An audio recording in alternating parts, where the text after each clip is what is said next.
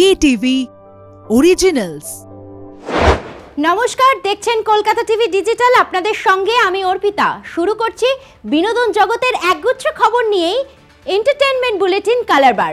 চলুন দেখে নিই আজ কালারবারে কি কি খবর রয়েছে। প্রথমেই নজর রাখছি যে খবরে একসঙ্গে 4টি নতুন ছবির ঘোষণা করল প্রযোজনা সংস্থা SBF। 4জন জনপ্রিয় পরিচালকের হাত ধরে আসছে 4টি ভিন্ন স্বাদের ছবি। 4টি ছবিরই মহরত হলো আজ।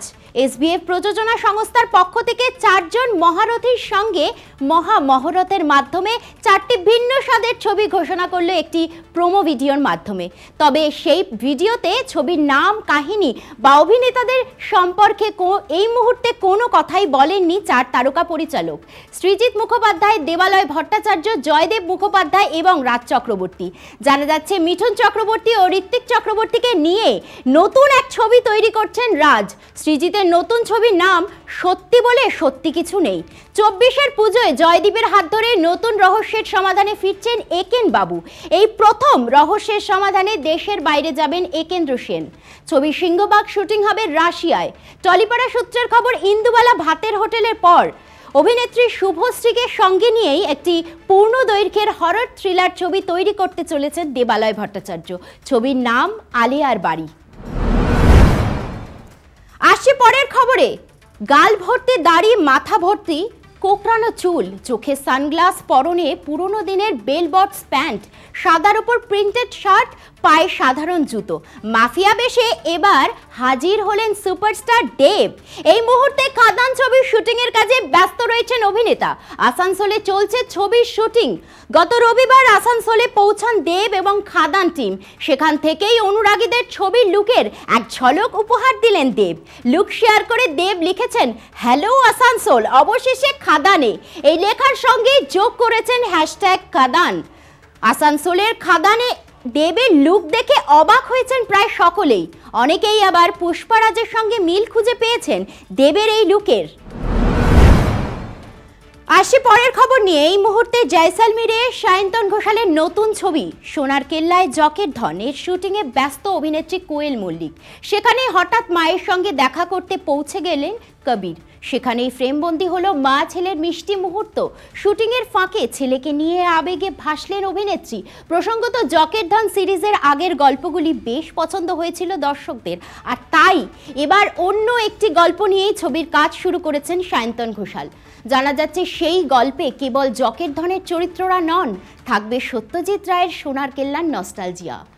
সেই আবহ তুলে ধরতেই ছবির সিংহভাগের শুটিং হচ্ছে রাজস্থান জয়সালমীরে।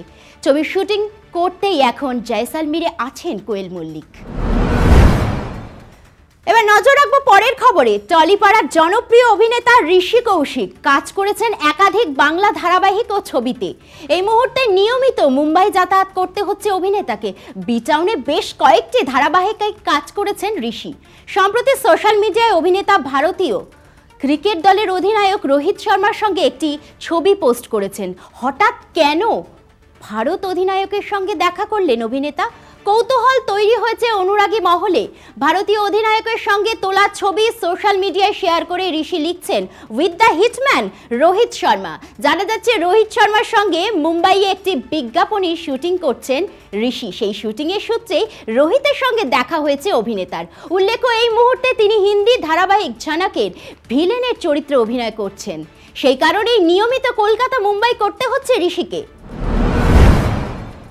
2007 সালে তারে জমিন পর ছবিতে ঈশান ও নিকুম স্যারের সেই অনবদ্য জুটি কার না মনে আছে।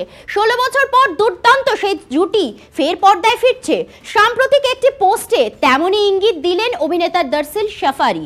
জানা যাচ্ছে ছবির নাম সিতারে জমিন পর। দুটি ছবি কোলাজ করে দর্শিল লেখেন, 16 বছর পর এবং আমরা আবার একসঙ্গে। আবেগ ঘন? হ্যাঁ, একটু উত্তেজিত অবশ্যই। এই অভিজ্ঞতার জন্য আমার প্রিয় মেন্টরকে অনেক ভালোবাসা। নজর রাখুন বড় খবরের জন্য। আর 4 দিন বাকি অভিনেতার এই পোস্ট ঘিরেই জল্পনা শুরু হয়েছে। তারে জমিন পর ছবিটি দর্শক মহলে ভীষণ জনপ্রিয় হয়েছিল। এবার বহু প্রতীক্ষিত সিকুয়েলে গল্প কিভাবে এগোবে সেটা দেখার অপেক্ষায় রয়েছেন দর্শকরা। আজকের কালার বার এই পর্যন্তই। দেখা হচ্ছে পরবর্তী এপিসোডে। আমাদের এই স্পেশাল বুলেটিন কেমন লাগছে কমেন্ট করে জানান আমাদের ফেসবুক পেজে, ইনস্টাগ্রামে এবং ইউটিউবে এবং এক্স হ্যান্ডেলে।